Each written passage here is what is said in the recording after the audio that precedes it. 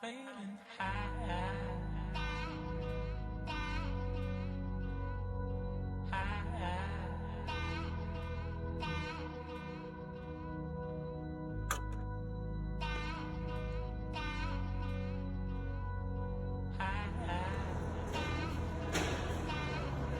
How you doing, BC? YouTube universe? This is Comic Grandma once again with you guys, doing something a little bit different from this video. I had the opportunity to view this gallery, which is located at the Los Angeles Public Library, a place where I work at maybe once or twice a week, depending on some hours. So I wanted to show you guys and share with you guys a little bit of the art and the scenes of the gallery here. Quick snapshot. Sorry if the video quality is horrible, but I tried my best, trying out something new for the channel, merging art and music for this episode, which I had been telling you guys I've been working on some new stuff for the channel. Well, this new book that came out called the Autograph Book of L.A. is out now, and which just brings to life the autographs of many famous people. This gallery was collected in a new book from Angel City Press, and it's currently in exhibition at the Central Library. This is following the Songs in the Key of L.A. and To Live and Dine in L.A. Series, which was done by Josh Kuhn, he is a director of the USC Annenberg School of Communication. So this is the third in the series that he's been working on.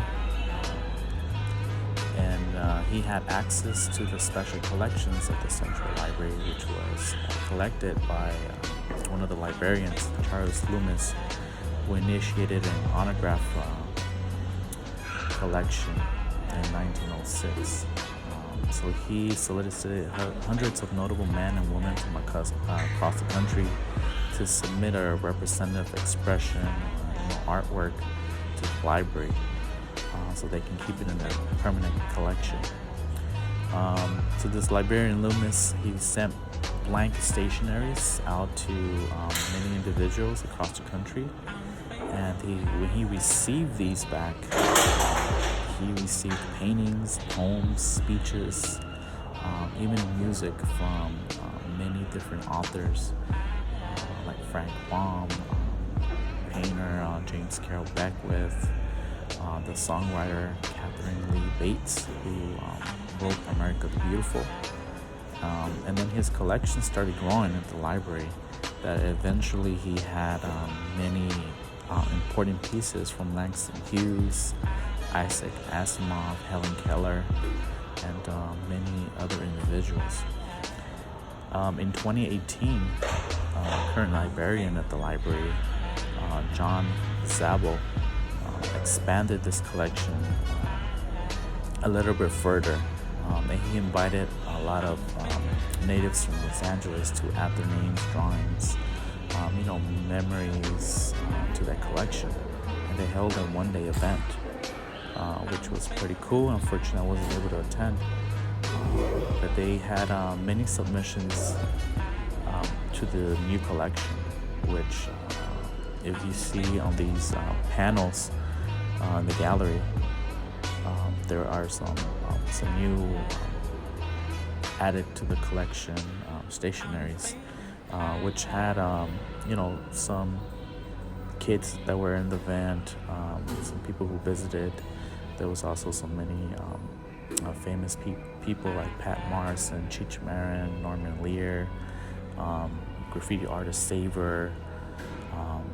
There's the one of these panels, you can see the founder for Homeboy Industries, who also participated in this event.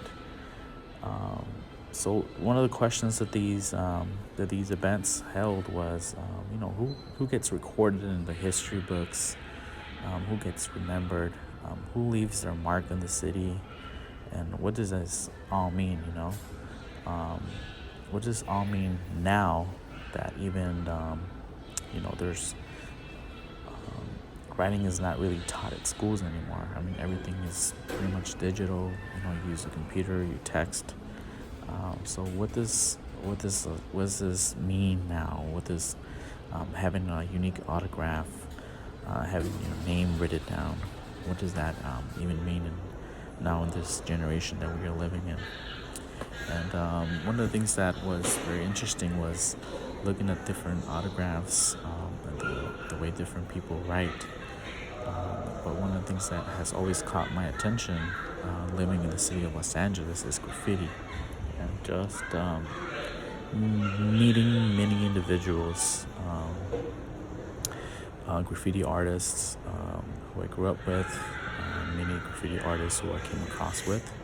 In a few minutes into this video, hopefully this will be a 20-minute video. Try to keep it that short. I will talk about some of that experiences, but just realizing how important leaving a mark in the city is. I mean, even cavemen left their mark in caves. So many graffiti artists have left their mark in the city of Los Angeles, and how does that the psyche develop in our minds?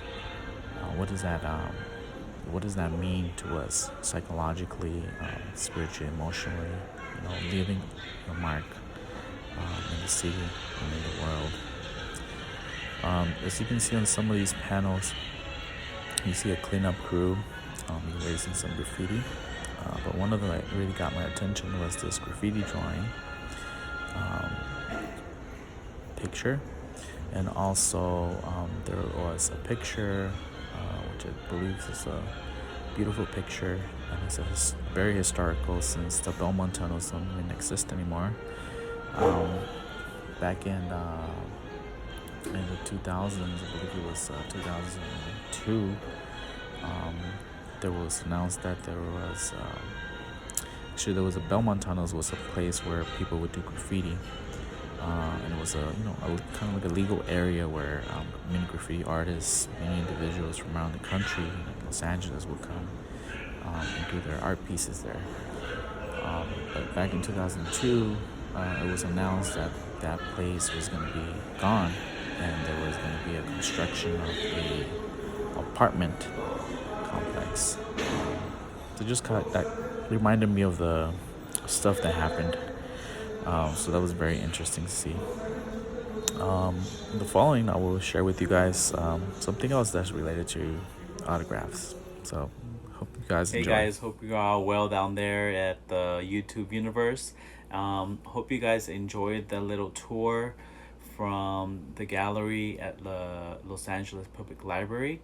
And I thought it would be a good kind of segue to kind of show some stuff that I have signed that I have in my collection. So there are actually some prized signatures that I actually have in my small collection. So I will show you some albums that I have. The first one is Matt Pryor, Mayday. And if you're not familiar with Matt Pryor, he was actually the lead singer for the punk band The Get Up Kids. They actually have made a comeback. They just released an album last year, I believe. So I had the privilege to actually see him, and I forgot to mention him on my Father and Sons and Records video, because actually when I went to go see him perform live with my wife, he was actually on tour with his daughter. His daughter was taking like a music course in high school, and she was getting credit actually to be on tour with him and performing. So I had the privilege to see him and his daughter perform at the same show. his daughter performed two songs that she wrote, I believe, and kind of joined him on a couple of songs. And then for the rest of the set, she was just kind of sitting down on the side and just reading her book, which I thought was really cool. I mean, to go on tour with your dad, man, that's gonna be so awesome. So I got him to actually sign this record, and there's his signature there. Matt Pryor, he's uh, down to earth guy, like no BS guy as well. You can Google him on YouTube and see some live performances from him, and you can kind of get an idea of what kind of person he is. Um, Such a great guy, and just watching that show just kind of gave me this new perspective from him, um, of the type of dad that he is. Um, so that's one. That's one, and then the other performer is Chuck Reagan, and I actually had the privilege to see him a few times, and actually be like right, kind of like front stage. Um, so the last time I saw him perform, I actually got this record signed, and let me go ahead and show you the record. This one's on brown vinyl. I've shown this record before, but I have not shown his signature. If you can see it there, and Chuck Reagan, another great guy, really down to earth. He's another guy who was a lead singer for a punk band, and the punk band's name is Hot Water Music, and such an amazing band. They've also made a comeback. They just released another album. I believe it was last year or this year. Um, can't remember exactly, but it wasn't that long ago. And I actually saw him perform really close to where we used to live before in L.A. And actually, the place where he performed was the church that one of my good friends got married at. So it was a really interesting show, actually, to see him perform at a church um, venue. So that was really interesting. And actually, Chuck Reagan has been his songs have been very special in my musical journey. That I actually, when I proposed to my wife, I actually played one of his songs before I popped the question. Um, Chuck Reagan, great songs. One of the greatest performers and musicians I've ever seen live. That dude has a powerful voice. And the next record I'm going to show is Listener. Um, this is the record Time as a Machine.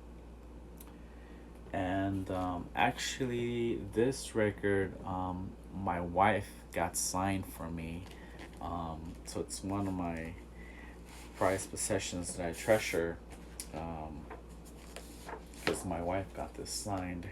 I believe we were dating at the time, and she got this signed by other members of the band. It's actually a trio. It's three guys. Let's just play bass, guitar, and drums. And the lead singer Dan Smith, who does more like talk music type of singing. These are the guys here. Um, Great guys, really down to earth. Had the privilege to see them once or twice, I believe. And I think I didn't grab any records the last time I saw them. They only had CDs at the time, I believe. They had sold out of their records, since they self-release their records. So that's the three records that I have in my collection that are that have a signature. of that are autographed by important people of important music that I've loved in my life.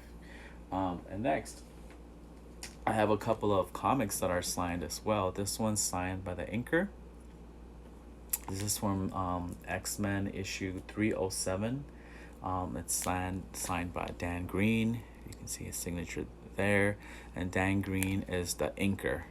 So usually in comics you have a writer, you usually have the penciler who does the drawings, and then you have a colorist who does all the coloring and adds the colors, and then you have an inker who goes over the pencils. Um, so, I mean, making a comic is it's not a one person team. It's usually a whole team of different individuals going into the work. And then you have the editor, of course, who handles all the other stuff. And then the next issue, I have this issue of Iceman. And you see the signature there, signed by Sina Grace, which has been kind of big in the comic industry in the last few years. Then I have this book by Green Arrow, signed by Kevin Smith. There, that's his signature. Green Arrow. He's not the best writer, but he's known in the comic industry for this is one of the series that he wrote that was pretty good. There's another one that I can't remember at the top of my head. And Eric, if you're seeing this, I also had the privilege to see and meet Todd McFarlane, and I did get a comic signed by him, but I don't have it handy. For some reason, I must have put it somewhere safe where I don't think it will get damaged.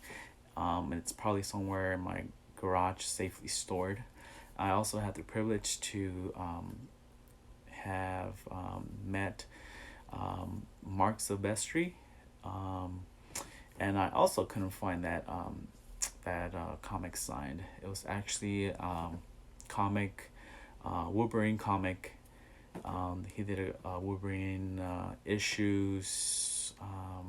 He did a few run, maybe like 5 or 6 issues from Wolverine, the first series, and on that particular comic, Cable comes out in it, and Cable is one of my favorite comic characters. So I had him sign that, and I don't have the comic with me, but I believe I do have some pictures on my phone that I will kind of drop here and maybe here of McFarlane. And those guys are just great. I mean, meeting McFarlane was just awesome. I mean, to be a guy like McFarlane, who's very well known in the comic industry, he came out when people were lined up to get his, their stuff autographed by him. And, he came up, he got up in a chair, and he was like, "Don't worry, we have enough time. I'm going to sign everybody's stuff, so don't worry. We're going to have a great time." And he greeted everyone, and he made sure that everybody was going to get their stuff signed. He was not like other people who, who would say, "Okay, everybody from here, I'm going to get signed. Everybody else, I won't have time for you today." And he's also, what I really liked about him is that, a lot of these individuals, they actually, you have to pay to get their stuff signed. He didn't charge at all. And also, these other individuals, they also charged for taking pictures. He wasn't charging for autographs. He wasn't charging for pictures. People were asking for pictures, and he was like happy to take pictures with them.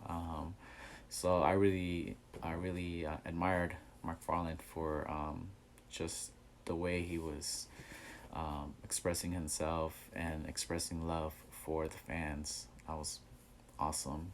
I also had the privilege to meet Kevin Eastman, who is one of the creators of the Teenage Mutant Ninja Turtles. Another great guy, so kind, so humbled. Um, I saw him speak and kind of give a history of how they came up with the Teenage Mutant Ninja Turtles and the whole backstory and just the whole journey of how they created the Teenage Mutant Ninja Turtles, and it was just awesome to hear him speak. And then right after he was done, people were coming up to him asking questions, bringing stuff for him to sign. He signed it, and I had the privilege to just, got one comic signed, and which I must have stored them, those three comics together, because I cannot find them at the moment. Um, and then I took a picture of my brother. It was awesome. I also had the privilege to meet the creators of the X-Men animated series. I also took a picture with them. Don't remember if I got anything signed by them, but that was also pretty cool. Meeting these individuals that were important in your childhood, and just getting to meet them and be face to face and speak to them, shake their hand, and then you know keep something as a keepsake, which is their autograph, to have it in your collection, in your memories, if you can say that. Um, let's see. I've met other people as well, but maybe I'll leave that to another episode. But if you made it up to to the end here, I appreciate you watching. I appreciate you leaving a comment. I appreciate you leaving a like, and I appreciate you considering subscribing. Um, I hope you're well. I hope you're in good health. And as I always end my episodes, be in peace with yourself, be in peace with others. Um, God bless you, and I will see you on the next one. If God lets it be. And, stay firm and grounded. Firmes y adelante. I'll see you on the next one.